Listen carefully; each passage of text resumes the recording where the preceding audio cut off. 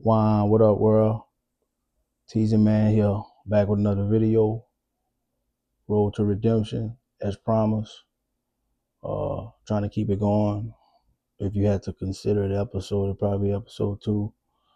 I probably won't do that. I won't label it as episodes. I'll just caption it as Road to Redemption, quotations, Chronicles, and we're just gonna kind of just, tell stories that kind of led to my led to what you see me being today versus yesterday, if that makes sense.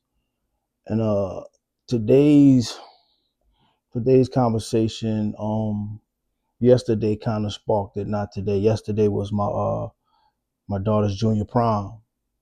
Uh and obviously, as parents in general, but fathers in particular, that's one of those, you gotta but your baby girl growing up, and you gotta respect that, and you gotta trust the teachings that you've instilled in her to take it the rest of the way while still being there for whatever she need whenever she need. But she's her own individual at this point.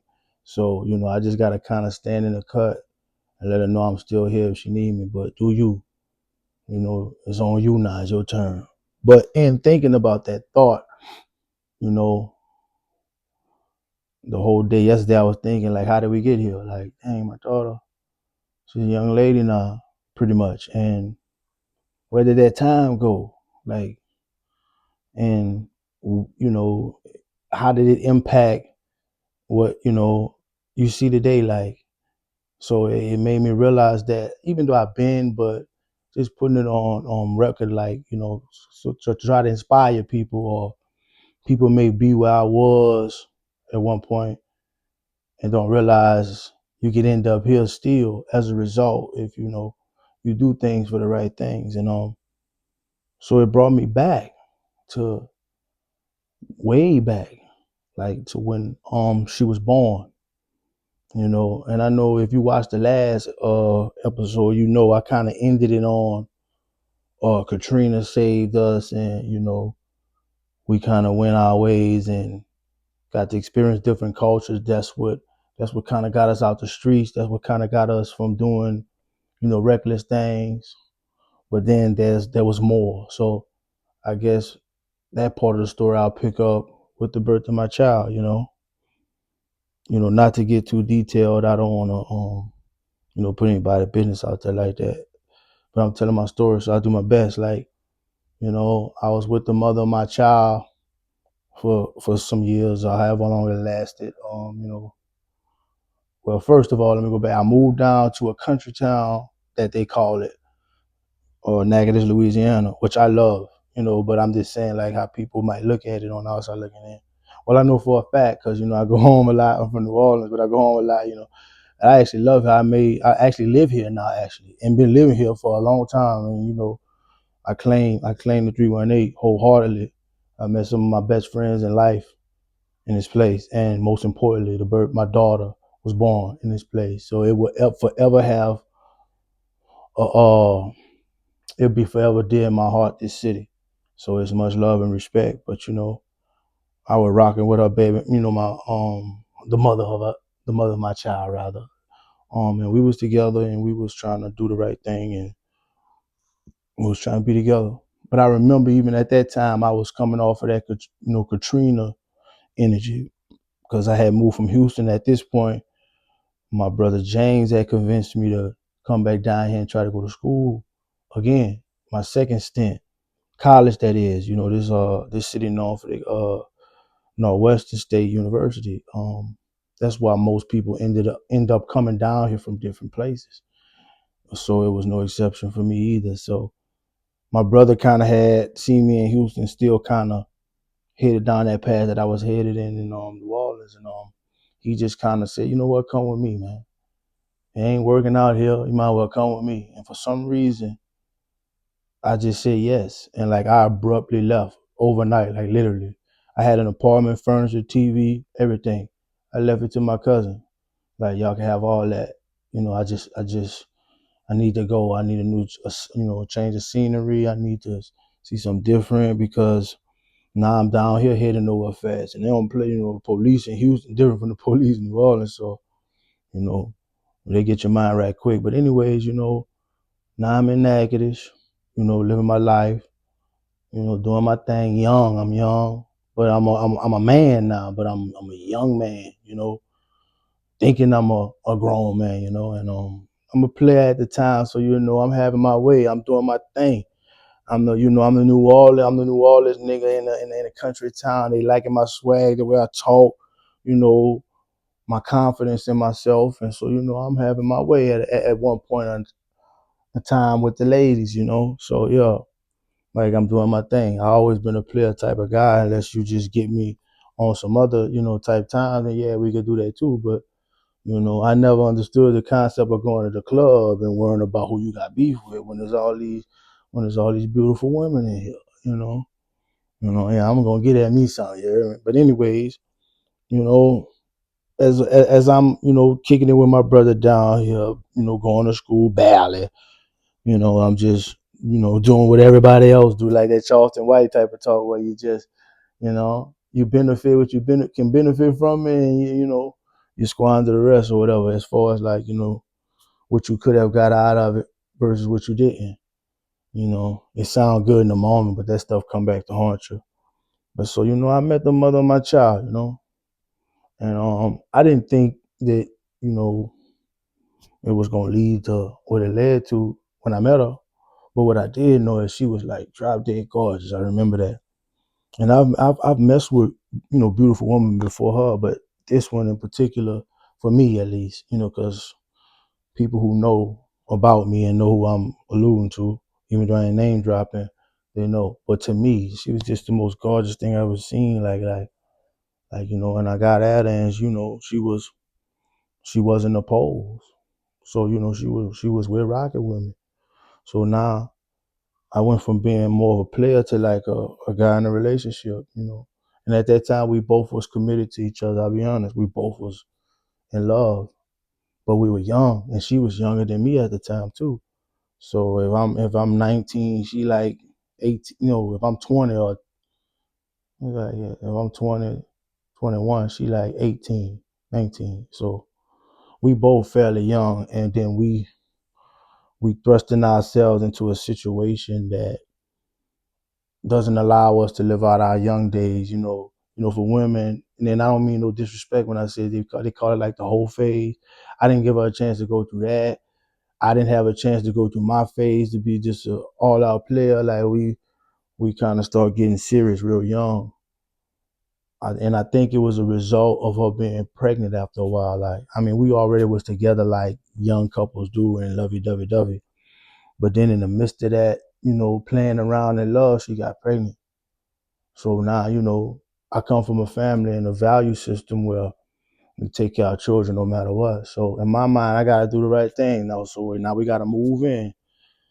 And she agreed at the time, like, yeah, let's do that. So I did all the right things, made all the right steps.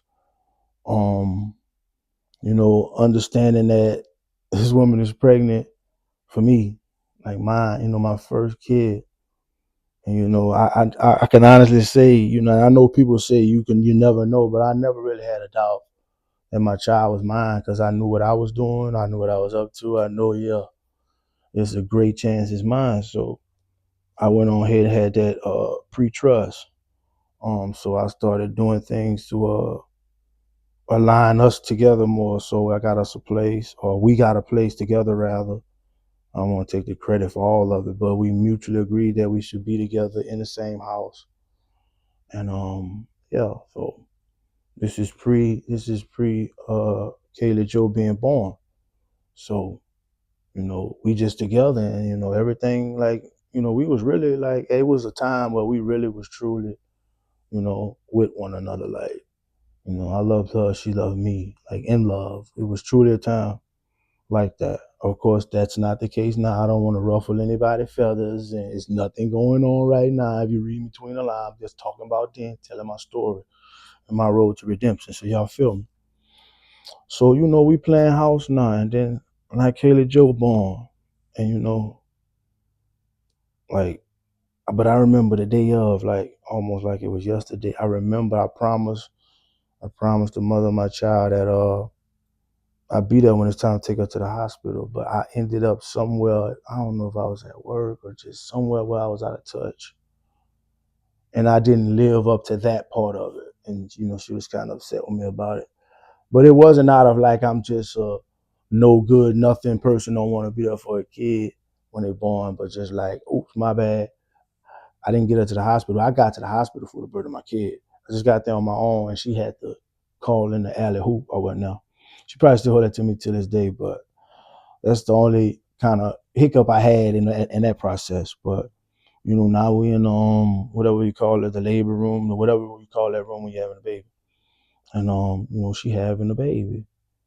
I got to see a birth of a child. Like it's one of the most, till this day, it's one of the most amazing things I ever witnessed in my life, and it adds more when you know it's your kid. And you look at that woman with a whole different respect. Like, wow, you not only you carried this in you for 9 months, like your body produced this. Right? That's beautiful in itself. So sometimes that makes me look at women like, yo, man, y'all gotta give women more credit out here, fellas. They powerful. We just gotta treat them right. But anyways, now, the baby come out and the doctor give the baby, my baby to me first. Give Kaylee Joe. I'm the first person in life outside of the doctor handing Kaylee Joe over to me to hold Kaylee Joe. But at this time, my eyes were closed until she opened them, and she looked right in my eyes. So it's like the first thing on earth my daughter ever seen or saw was her father's face, and I remember vividly. I made a oath to myself and God, like, and her, like, I'm gonna do whatever I gotta do to be here for you and take care of you and make sure you good at all times, no matter what. And I like to believe that I lived up to that. I think I could stand strong and firm on, some people can't, I can. And I could say go fact check. I'm confident that everything will come back good, but that's a whole nother side note. But that was a pivotal moment in my life. The birth of my kid, like that moment when she looked me in the eyes, I looked her right back. It's like my soul said it. I ain't even like say it out loud. It was like a spiritual contract with me, her, and God. And I lived up to it and will continue to do so. But like I knew, like that's when I really start, like, and I was like faking like I'm all the way out the street, but still one. That's when I start really like obviously effectively separate myself from certain individuals, separate myself from certain activities. you know that's when the real employment came along. Remember, like I told y'all in the last video, it's been 20 years since I had a job. That's when it started. Yeah, around that time, literally.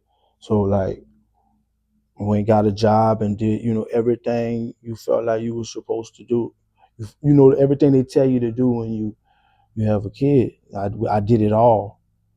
Unfortunately, it didn't work out between me and her mother. And to be honest, I don't think that's no fault of either side. I think we were just young and immature, and we had a baby as a result, and we both wanted to do the right thing by her. But we had to realize, at least at the time, like the relationship part of it probably wasn't meant for us. And it was, I ain't gonna say it was the perfect ending, but it was an amicable ending. And honestly, me and the mother of my child, we like best friends. Like we're great co-parents. Like I've never had a problem with being a co-parent. Vice versa. She's always been cool with me. Being a father, and I make sure, that's why I'm still in Natchitoches now. I stuck around just so my daughter can have access to me right then and there. Like, what I'm saying? Even though she predominantly lived with her mother, I think I would like to, if I had to bet, I think that she'd be glad that, her dad is right around the corner to use at her disposal if she need be. And I was right, because now me and my daughter has an unbreakable bond. We have we have man, it's hard to explain. And seeing her go to the prom yesterday brought it all back. Like, she's a part of my road to redemption. Just by being born, she changed me, literally. The love for a kid is something I never felt and can never explain. It's just it's a very particular love. That's why I can't understand. To you fathers that are not being fathers, for one, I don't have any respect for you. For two, it ain't too, it's never too late, man. Go be a father. To you young kids that's coming into fatherhood, please do not skip out on those pivotal years when they need you most. Be a father. It changed my life for all the right reasons. And looking back at it now, I'm glad I made the decisions and sacrificed for my baby girl, you know, because in taking care of her, it got me out of the streets. It got me out of a rut. It got me out of a loser's mentality. It got me to winning. It got me to, changing the way I saw things. My perspective changed completely because I had to be here for her. And everything I was doing literally would take me away from her. So I had to figure that out as a result of her being born. So, yeah, I just wanted to talk about that today to add to my road to redemption. Yeah, the birth of my daughter had a heavy, heavy, a large part of what you see today, and I'm thankful for it. I'm thankful for her, and I hope she's thankful for me, and I love her. And like I say, I end it there until I come up with another one maybe next week sometime. But yeah. Until next time, I appreciate anybody who watched all the way to the end. Y'all just keep looking forward to my road to redemptions, and I'm gonna keep them coming. Especially on my YouTube, Teaser Man Live. If you don't know, check me out on there. Subscribe. It'll be all good. Till the next time, man. I love y'all, man. Deuce.